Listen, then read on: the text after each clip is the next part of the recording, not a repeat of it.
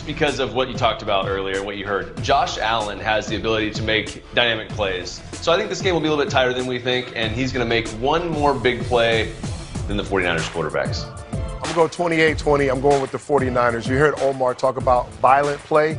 They are the most physical team, especially on offense. They will run the football. Once their pass catchers get the ball in space, they punish you. And the Bills' defense is giving up a lot of points in the second half. That's trending in the wrong direction. So I'm going to go with the most physical team that's going to wear them down, 49ers. You know, I'm going to go with the home team.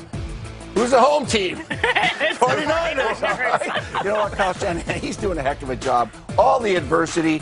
For some reason, this team is resilient, and they're confident, and they're going to say, you know what, I don't care when or where we're playing. And the Bills, they've won 4 out of 5, but not convincingly all the time. I think the Niners sneak up on them and get the win, 27-24. I would say that the Niners are sneaky good, but they're just period not sneaky. They get in your face. They get out there, and they showed us what they did last week. You're not going to fool me. I'm taking the Niners 28-26, the final. Listen, if we're all wrong, David, this is your chance to get ahead here. Right now. Of course I'm going to lone wolf out. He did it. Okay. Thank you. Out of their suitcases. What are you guys thinking? 5 and 6. Oh my goodness, fantastic. Those are good. All right, let's look at the NFC playoff picture, reminding you guys at home at how this scenario is looking right now. So the 49ers very much still in it. If they win tonight, they'd be at 6-6, along with the Cardinals and the Vikings. They'd be fighting for that new third wild card spot. So Mooch, this is the big question here. How is this going to shape out? What is the final NFC playoff picture? The final. The final. That's it. So this is how it's going to be, people, all right? Listen up. All right, that's kind of the order right now. You know, we're going to rearrange the top.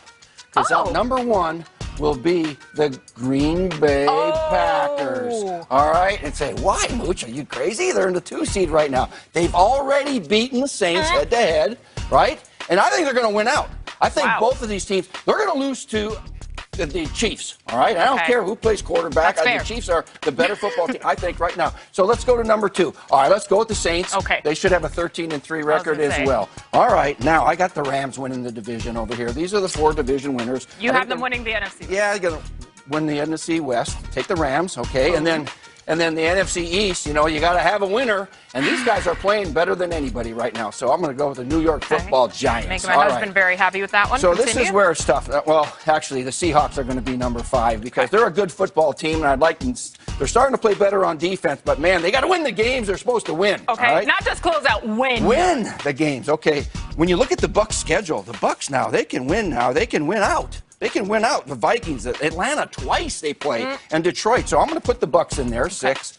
So now here's the deal. You only got 1 left. This is the extra one this year, right? Because usually there's 6. Now there's 7 this year. You know what? I think the Vikings are going to end.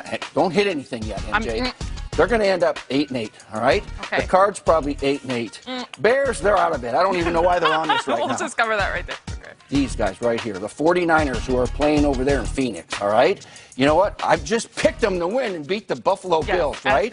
And all they got to do is win 3 more of these remaining games. Will they beat Washington? I think so. Will they beat Dallas? I think so. And will they win 1 out of those last 2, Arizona or Seattle? I think so. I'm going to say the Niners jump into the 7th seed. We said they are not out of it. And look at that. What do you think? I like it. Yeah. I like it a lot. They don't like it. No, they're going to be upset. We're going to get some tweets, but that's fine, Mooch. I trust in you. Look at this. This is Mooch's NFC playoff picture. All right, I like it, Mooch. Thank you. Willie and I will, of course, be breaking down the AFC playoff picture in the same manner in just a little bit. Don't forget, this is NFL Total Access. I'm MJ Acosta-Ruiz, Mooch, here on Mondays. And up next, it's time to give out our awards for the best performances of the week. It's called the Waller Alert. Correction, I'm sorry, the Baller Alert. But a few more games like that one, Darren, and you never know. That's next. It's time for Moochie's Man. Mooch, you're the perfect person to give credit where credit is due. Who's Moochie's Man for Week 13? Remember last week I gave credit to the rookie head coaches saying, hey, they're doing a heck of a job. It's not easy to be a rookie head coach. It's not easy to be a head coach. But you know what? Honorable mention. I'm going to do that again because Kevin Stefanski with the Browns, 9-3. Are you kidding me? They're doing a great job. Let 'em know. But we're going to talk about them a little bit through the show. But how about that big game of first-place teams in the Great Northwest yesterday. The Seattle Seahawks and the New York Football Giants. Joe Judge comes to town with 3 wins in a row, and all of a sudden he goes, I don't care where I'm playing. We came to play. I don't have my quarterback, Daniel Jones. Colt McCoy can come in.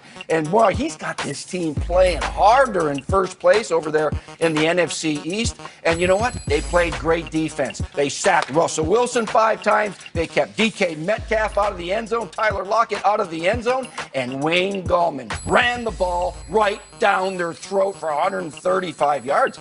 I didn't see this coming. Did you? No, of course I mean, not. that's a great win for New York up there against Seattle. They made kind of a statement. They got 4 wins in a row right now. A major statement, Mooch, because listen, most people, present company included, counted them out. I said, oh, no, absolutely a win for the Seahawks. And Joe Judge and company said, That's why we pardon play us. the games. Excuse us as we come Yep. in. Great choice. Thanks, Mooch.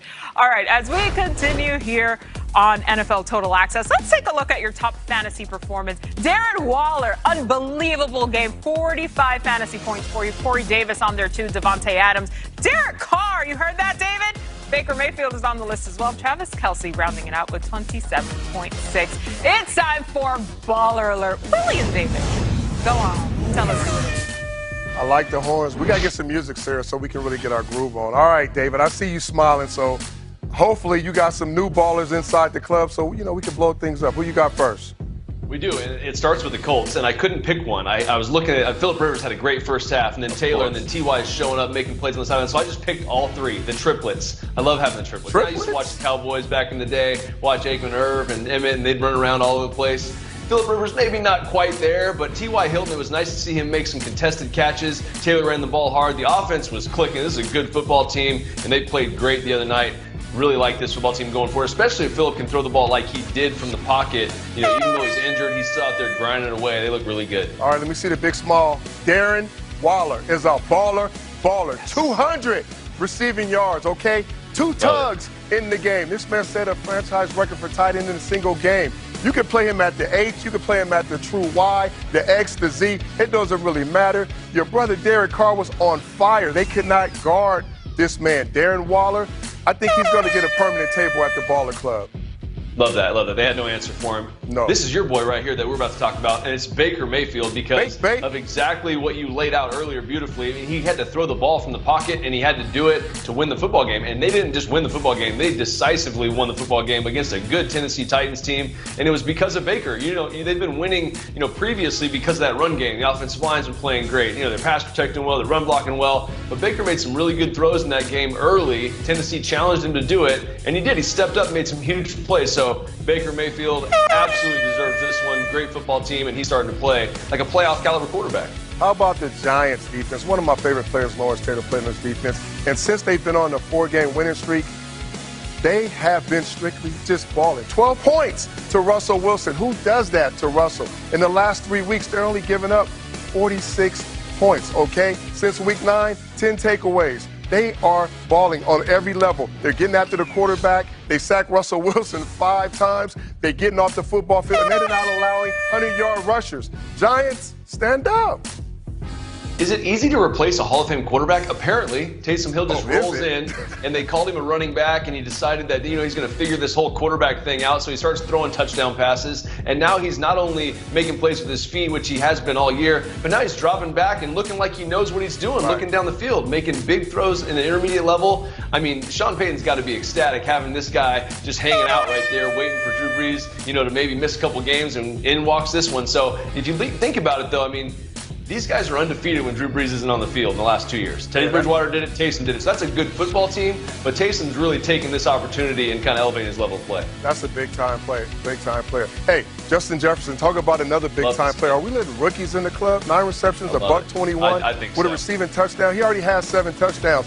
I know Stephon Diggs is a beast, and he's with another team now, but they are not missing a beat with this young man. His route running, his catching ability, his ability to break away and make those big catches.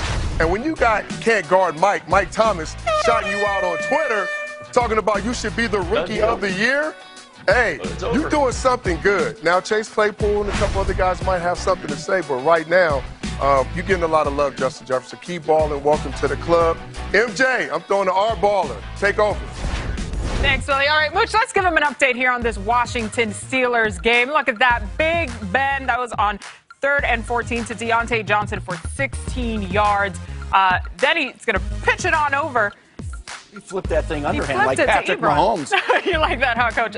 Ultimately, they added the 3 with a field goal there, and now the score stands at 17-10. Mooch, what are you seeing? Well, you know what? It was 14-3 at halftime, and it looked pretty one-sided towards the Steelers. But you know what? Washington came out in the third quarter, went 14 plays, 82 yards, and put it in the end zone to make it close. The Steelers answered with a field goal. But this is a close game.